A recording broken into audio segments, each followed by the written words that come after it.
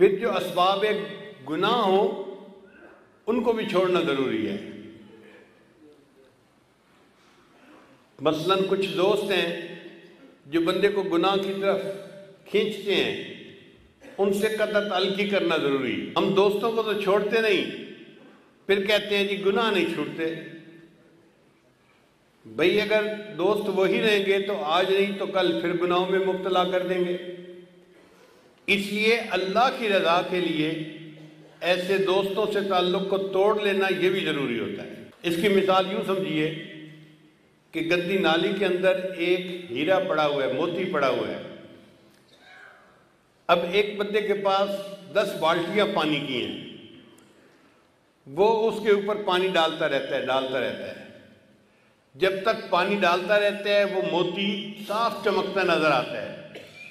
جیسے ہی پانی ڈالنا بند ہوا پھر گندا پانی اس کے اوپر آ گیا اور پھر وہ موتی جو ہے وہ ناپاک ہو گیا۔ اگر وہ موتی اسی نالی میں رہے گا نا تو وہ پاک صاف نہیں ہو سکتا۔ نالی سے نکال کر اس کے اوپر ایک گلاس پانی بھی اگر ڈال دیں گے تو وہ موتی پاک صاف بن جائے گا۔ اسی طرح انسان جن حالات میں ہو اور گناہ کا ارتکاب کرتا ہے ان حالات سے نکلے، ان دوستوں کو چھوڑے، پھر اگر اللہ کے سامنے سچی توبہ کرے گا اللہ تعالیٰ اس کی توبہ کو قبول فرما لیں گے۔ حدیث مبارکہ میں آتا ہے کہ ہمارے اوپر جتنے مصائب آتے ہیں ان کی بنیادی وجہ ہمارے گناہ ہوتے ہیں۔ اللہ گناہوں کی وجہ سے بندے پر مصیبتیں بھیجتے ہیں۔ اس میں کیا حکمت ہے؟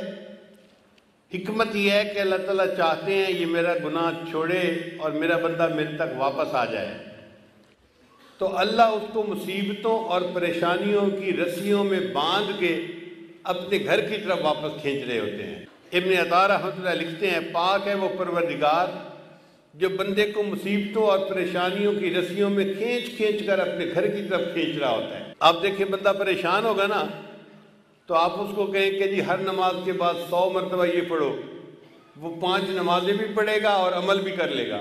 تو خوشیاں سلاتی ہیں اور غم جگاتے ہیں۔ جب حالات ٹھیک ہوتے ہیں، خوشیاں ہوتی ہیں تو بندہ غفلت کے کاموں میں پڑ جاتا ہے، پھر اللہ تعالیٰ اس کو کچھ پریشانی اور مصیبت میں مبتلا کر دیتے ہیں تو پھر بندہ روتا دھوتا ہے، پھر اللہ کے دروازے پر آتا ہے اللہ مجھے معاف کر دے، اللہ مجھے معاف کر دے۔ یہ پریشانی اس کے لیے رحمت بن کے آئی تھی، ظاہر میں پریشانی تھی، حقیقت میں یہ اللہ کی رحمت تھی جس نے اس کو پکڑ کر اللہ کے دروازے کی طرف کھینچ لیا۔ نبی اسلام نے ارشاد فرمایا التائب من الذنب کمن لا ذنب لہ، گناہوں سے توبہ کرنے والا ایسے ہو جاتا ہے جیسے اس نے وہ گناہ کیا ہی کبھی نہیں۔ ایک میلے کپڑے کو دھویا جائے تو دھلنے کے بعد وہ اتنا صاف ستھرا ہو جاتا ہے کہ ایسے لگتا ہے کہ یہ تو کبھی میلا ہوا ہی نہیں تھا۔ یہی انسان کے دل کا حال ہے کہ گناہوں کی ظلمت کی وجہ سے دل میلا ہو جاتا ہے، لیکن جب بندہ سچی توبہ کر لیتا ہے اللہ تعالیٰ اس کے دل کی ظلمت کو صاف کر دیتے ہیں، دل ایسے بن جاتا ہے جیسے اس نے کبھی گناہ کیا ہی نہیں تھا۔ نبی اسلام نے ارشاد فرمایا کل بنی آدم خطاؤون، جتنے بھی اولاد آدم ہیں سب کے سب خطا کار ہیں، وخیر الخطاؤون التوابین، مگر بہترین خطا کار وہ ہیں جو توبہ کرنے والے ہیں۔